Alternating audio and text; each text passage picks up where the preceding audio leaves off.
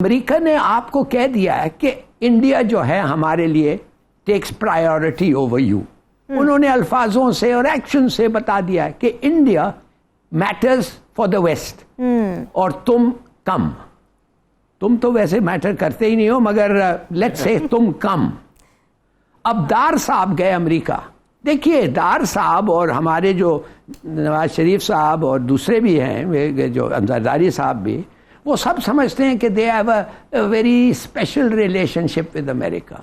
तो दार साहब भी गए अमेरिका, और क्या हुआ आपको मैं बता सकता हूं कि उस किस्म के मीटिंग्स जो जार चाहता था उधर हो, उन लोगों के साथ जो दार चाहता था कि वो पाकिस्तान के बारे में अगर उनसे साउंड आउट करना उनको और उनको मिलाप लाना, वो नहीं हुआ, वो नहीं होने दिया उन्होंने। वो की यूएस ऑफिशियल्स दार उनको नहीं मिला, हालांकि वो कहते हैं कि मैं 14 मीटिंग्स हर रोज कर रहा था 4 दिन में। तो क्या ये क्यों हुआ?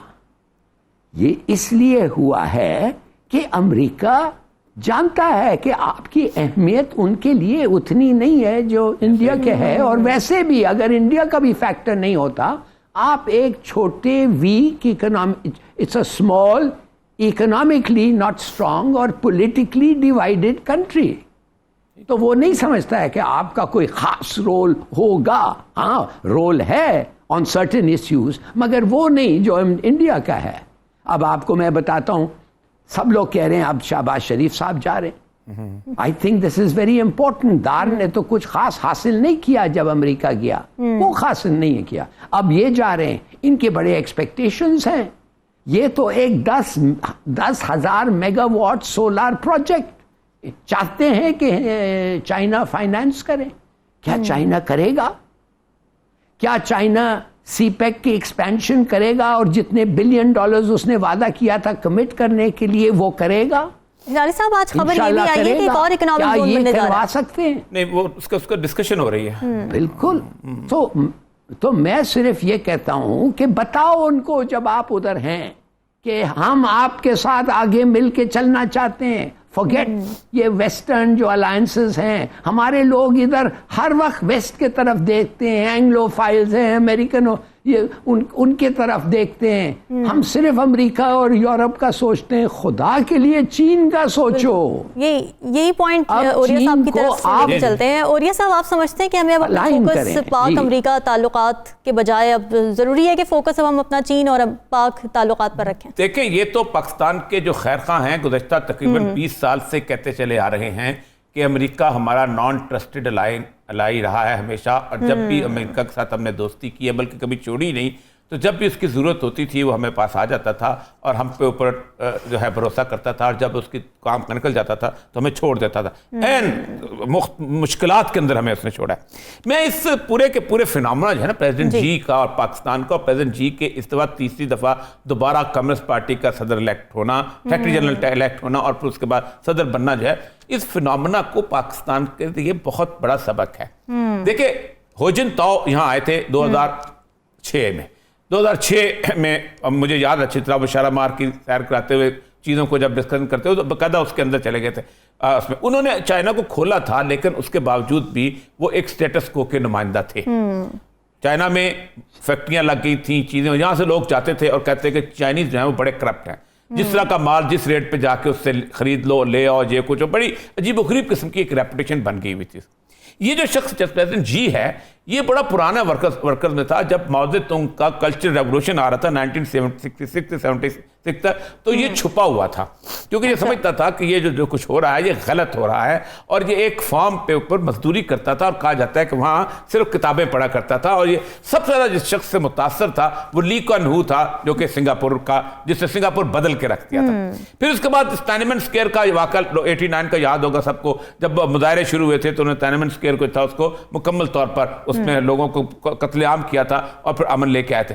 हुजिन ताओ के बाद अभी हुजिन ताओ मौजूद था इसमें, इस इलेक्शन के दौरान उसको बकायदा उठा के बाहर निकाल दिया उन्होंने। उनका अब तुम्हारी जरूरत नहीं, तुम जाके बीमार आदमी तुम जाओ, क्योंकि इसने जी ने एक जील दी थी और वो बिल्कुल पाकिस्तान से मिलती हुई थी। उसने कहा जब तक चीन के अंदर से बदयानत और करप्ट लोगों का खात्मा नहीं होता, उस वक्त तक चीन तरक्की नहीं कर सकता। बल्कि 10,000 मिलें लगा दो, शानदार किस्म की चीजें कर दो। इसने कैंपेन शुरू की थी और चाइनीज में कहते हैं from fly to the tiger, यानी चीते से लेकर मक्खी तक हम लोगों को देखेंगे, यानी छोटे एहलकार को भी सजा देंगे, बड़े को भी। 11 लाख बंदों को सजा दी गई, जिनमें मेजर जो थे वो ऐसे थे जिनको फांसियों पर लटका दिया गया। उसने कहा करप्ट बंदा साफ करो और उसके बाद आगे तरक्की करो। और उसके बाद देखें ये 2013 में जब ये आया है तो उसके पहले 3 सालों के अंदर ये सजाएं हुई हैं और करप्ट लोगों को उन्होंने खत्म किया और आज ये इस सतह पे आ गया। 2008 में मैं कुछ तकरीबन 21 दिन के लिए चीन जब गया था, हिलारी साहब तो फॉरेन ऑफिस में उनके सारे डेस्क को बेशफा तौर पे जानते हैं। चाइनीज ये समझते थे कि अगले 25 साल तक कम से कम हम सिर्फ इकोनॉमिक पावर बनेंगे और उसके बाद हम कुछ नहीं करेंगे। अच्छा। लेकिन इसके आने के बाद उन्होंने कहा इकोनॉमिक पावर का तस्वर छोड़ दो, बगैर मिलिट्री पावर के वो कच्चा खा जाएगी हमें। आप खुद सोचें, उसने जब आके उसने तकरीर की है, अपने ली कुआन हो आखिरी तकरीर जब चीन की है, उसने कहा कमाल की बात आप करते हैं, जितने जहाज इस वक्त चीन के साहिल पे खड़े हैं अमेरिका के, इनमें से अगर एक जहाज भी अमेरिका के साहिल पे खड़ा हो तो अमेरिका दुनिया में तमाशा बना दे। लेकिन उस बंदे ने इस सारी एनसर्कलिंग के बावजूद भी अपने आप को खड़ा किया। सीपैक की सूरत हाल आई। अब इस वक्त सूरत हाल यह है कि हमारा मामला यह है कि हम ड्रामाडोल किस्म के लोग हैं। ये सीपैक कभी यूं जाता है ऊंचा, कभी यूं जाता है। बयानात में हम कमाल की बात है, मुझे अच्छी तरह याद है कि चाइनीज एम्बेसडर ने कहा था कि हमारा जो ML1 है हम उस पर काम करना चाहते थे, हम रेलवे लाइन बनाना चाहते थे ताकि एक बहुत जबरदस्त किस्म का एक पैसेज बन जाए और दुनिया की तेज रफ्तार लाइन बनाना चाहते थे। लेकिन हम शायद खान अब्बासी के जमाने में हम वापस लौट गए थे। चीनी नहीं चाहते थे कि उनके पैसों से या ऑरेंज ट्रेनें लाहौर शहर के अंदर बढ़ाई जाए और यहाँ इलेक्शन जीता जाए। अच्छा। चीनी नहीं चाहते थे कि उनका मेन रूट जो था उसको निकाल के तेजी से ग्वादर तक पहुंचने के बजाय अपने अपने प्रोजेक्ट बिल्टअप किया जाए और कोल प्रोजेक्ट लगा के दूसरी चीजें लगा के। ये वो सारी चीजें हैं जिसके ऊपर चीन के तफदात हैं।